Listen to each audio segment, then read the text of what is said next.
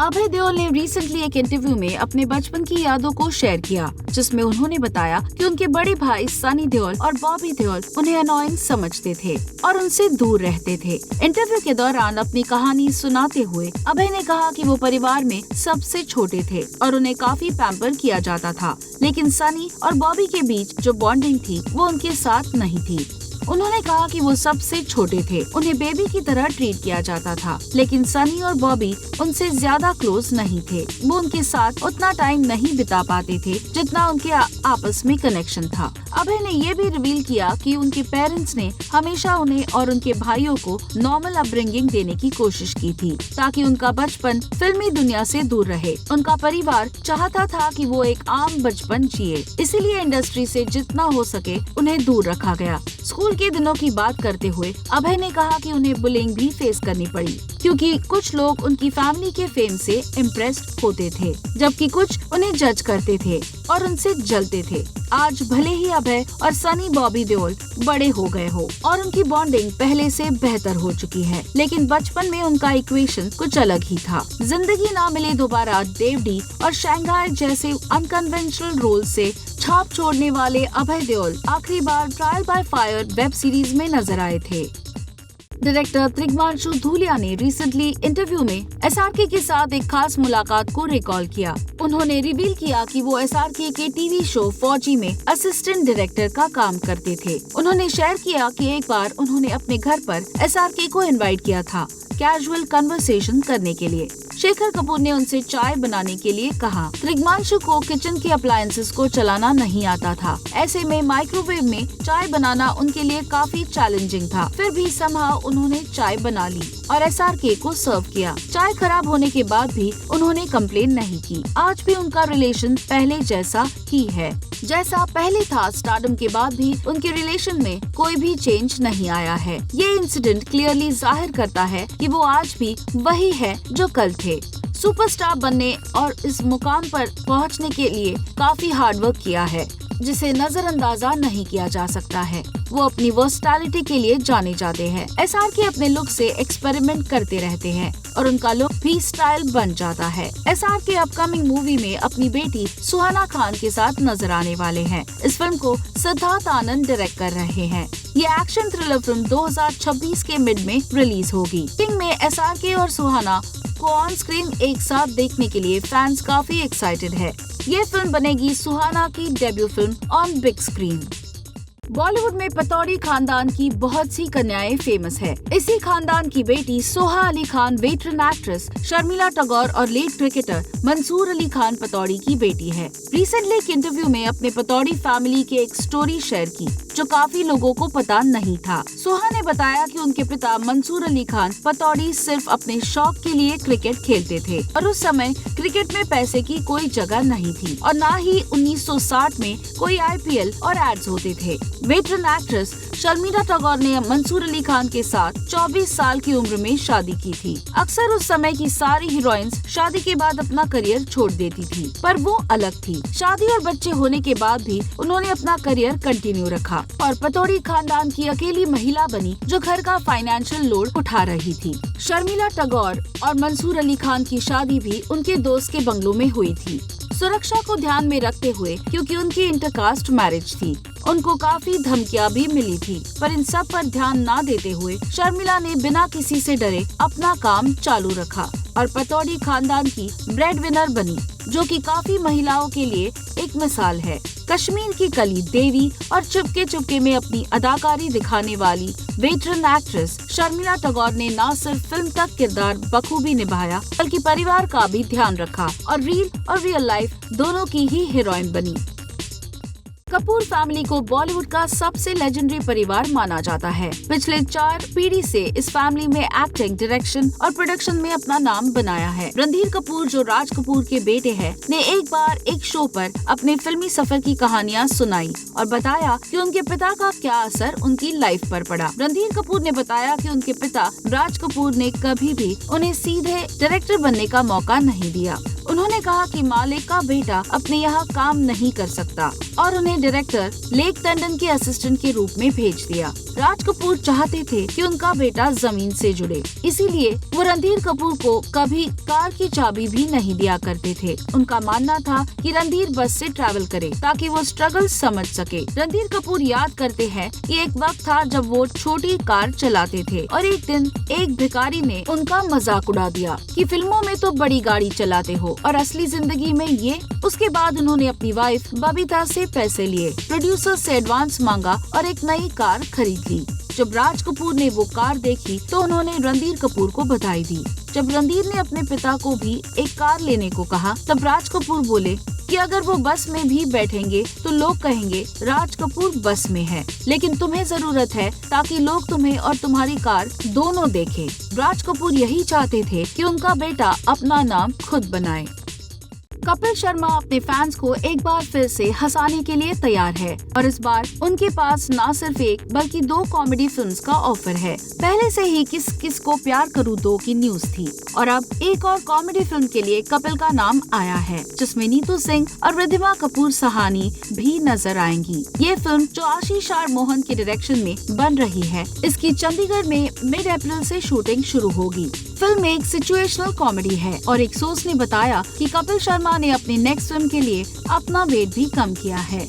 ये film ऑनसेबल comedy है और इसमें अच्छी कास्ट भी है। रिद्धिमा कपूर सहानी का बिग स्क्रीन डेब्यू इस फिल्म से हो रहा है, जो कपूर फैमिली की लेगेसी को और आगे बढ़ाता है। रिद्धिमा जो फैशन एंटरप्रेन्योर है, शोबिज में अपना नया चैप्टर शुरू कर रही है। इस फिल्म को लेकर काफी एक्साइटेड है। नीतू कपूर भी इस फिल्म में एक सिग्निफिकेंट रोल में नजर आएंगी और ये फिल्म फैमिली के केओस के अराउंड घूमेगी। रिद्धिमा के डेब्यू के साथ कपूर फैमिली का बॉलीवुड में और एक्सपांशन हो रहा है, जिसमें वो अपने पेरेंट्स और भाई रणबीर कपूर के फुटस्टेप्स में चल रही है। फिलहाल फिल्म का टाइटल अनडिस्क्लोज्ड है, लेकिन फैंस के बीच एक्साइटमेंट बढ़ गई है। मेकर्स से ऑफिशियल अनाउंसमेंट जल्द ही आने की उम्मीद है। कपिल शर्मा और कपूर फैमिली के फैंस को इस कॉमेडी एंटरटेनर से काफी उम्मीदें हैं।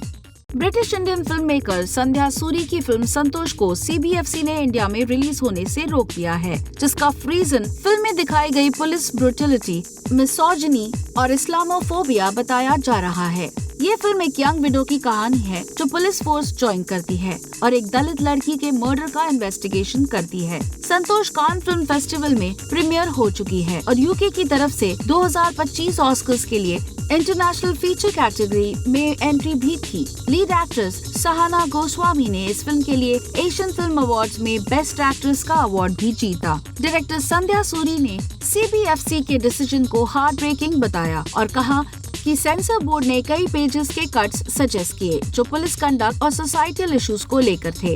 उन्होंने कहा कि उन्हें नहीं लगता कि ये इश्यूज नए हैं या पहले कभी इंडियन सिनेमा में उठाए नहीं गए।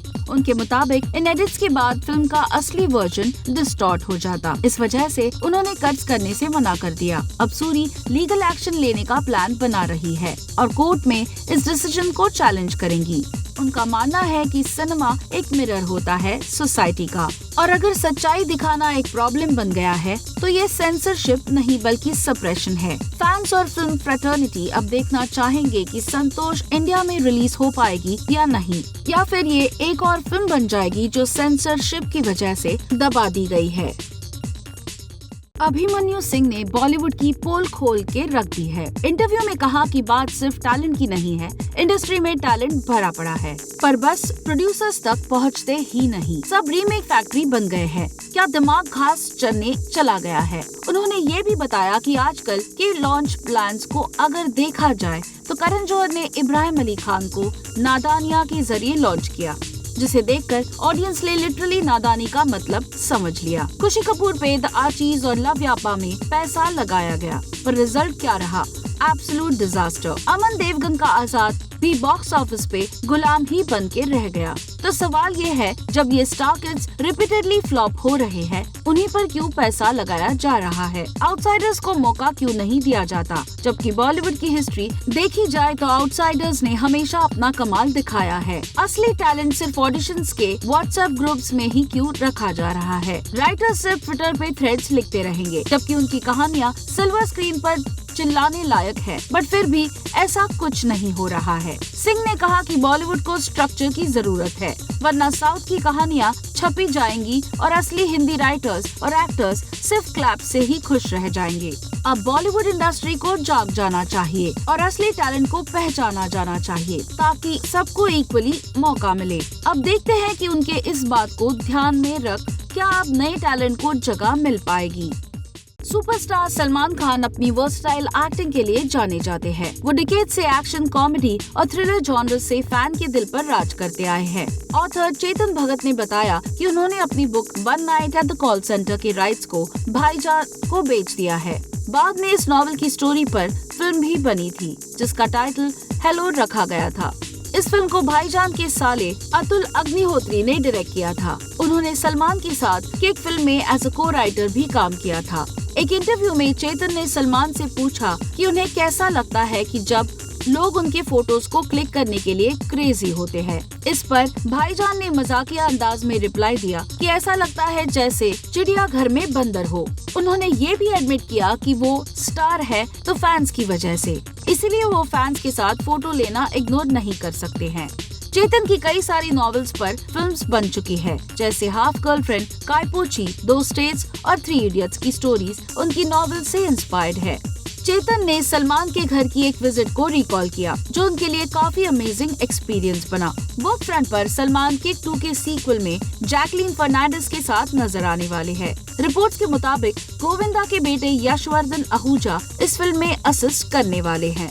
1999 की ब्लॉकबस्टर फिल्म ताल में ऐश्वर्या राय बच्चन के साथ स्क्रीन शेयर करने वाली एक्ट्रेस जिवेदा शर्मा ने रिसेंटली एक नॉस्टैल्जिक इंटरव्यू दिया, जिसमें उन्होंने ऐश्वर्या की सिंप्लिसिटी और प्रोफेशनलिज्म की तारीफों के पुल बांधे। जिवेदा, जिनकी ये डेब्यू बॉलीवुड फिल्म थी, ने रिवील किया कि जब उन्होंने काम शुरू किया था, लोगों से सुना था कि ऐश्वर्या में मिस वर्ल्ड बनने के बाद काफी एटीट्यूड वाली और ईगोइस्टिक हो गई है, लेकिन रियलिटी उससे बिल्कुल अलग थी। इंटरव्यू में जिवेदा ने बताया कि उन्हें लगा था शायद ऐश्वर्या थोड़ी एरोगेंट होंगी, पर वो तो बहुत ही सिंपल और हार्ड वर्किंग निकली। हर डांस स्टेप को परफेक्शन तक बार बार परफॉर्म करती थी, कभी गिव अप नहीं करती थी। उन्होंने ये भी शेयर किया कि ऐश्वर्या अपने सीन्स को लेकर बहुत ही फोकस्ड होती थी, लेकिन सेट पर पर्सनल बातें कम ही होती थी। उनके मुताबिक ऐश्वर्या उनकी माँ का भी ख्याल रखती थी और खुद भी अपनी माँ के साथ सेट पर आती थी। जिवेदा ने इमोशनल नोट पर कहा, ताल के दौरान दोनों एक्ट्रेस काफी वक्त साथ गुजारती थी, पर काफी सीन्स फाइनल कट में नहीं आए। जिवेदा आज भी ऐश्वर्या से इंस्पायर होती है और उनका कहना है कि वो सच में उनसे काफी कुछ सीखना चाहती थी और अब भी चाहती है। ये यादें बताती है कि ऐश्वर्या का असली चार्म सिर्फ उनकी खूबसूरती नहीं, उनका ग्राउंडेड नेचर भी है, जिसे देखकर उनके को स्टार्स भी इम्प्रेस हो जाते हैं। आज भी उनका प्रोफेशनलिज्म नए एक्टर्स के लिए एक परफेक्ट एग्जाम्पल है। रूमर्स के हिसाब से डिम्पल कपाड़िया की ग्रैंड डॉटर नयोमिका सरन डेब्यू करने वाली है बॉलीवुड में। नयोमिका रिंकी खन्ना की डॉटर है। बॉलीवुड की लाइमलाइट से वो काफी ज्यादा दूर ही रहती है। कुछ रिपोर्ट्स के हिसाब से नयोमिका ने सेंट जेवियर्स कॉलेज से अपना एजुकेशन कंप्लीट किया है। वो अपने इंस्टाग्राम पर ज्यादा एक्टिव नहीं रहती है। रिसेंटली मैडॉक फिल्म के 20वें एनिवर्सरी सेलिब्रेशन में तृप्ति डिमरी, कृति सैनन और वानी कपूर जैसे कई सारे सेलिब्रिटी स्पॉट हुए। इस इवेंट में नयोमिका अपनी ग्रैंड मदर डिम्पल कपाड़िया के साथ ब्लैक मिनी ड्रेस में मिनिमल मेकअप के साथ नजर आई। उनकी इस रेयर अपीयरेंस ने स्पेकुलेशंस को बढ़ा दिया है।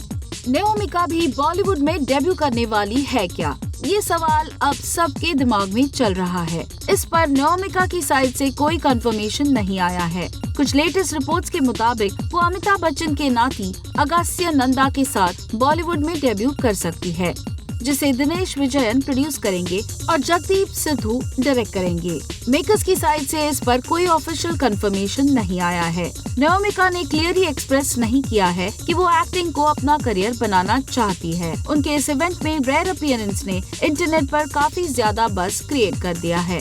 इस इवेंट में अगस्त्य नंदा भी फुल ब्लू अटायर में स्पॉट हुए थे। देखना इंटरेस्टिंग होगा कि वो अपने grandfather, late veteran actor Rajesh Khanna और वेटरन एक्ट्रेस डिम्पल कपाड़िया की एक्टिंग की लेगेसी को बरकरार रख पाती है या नहीं।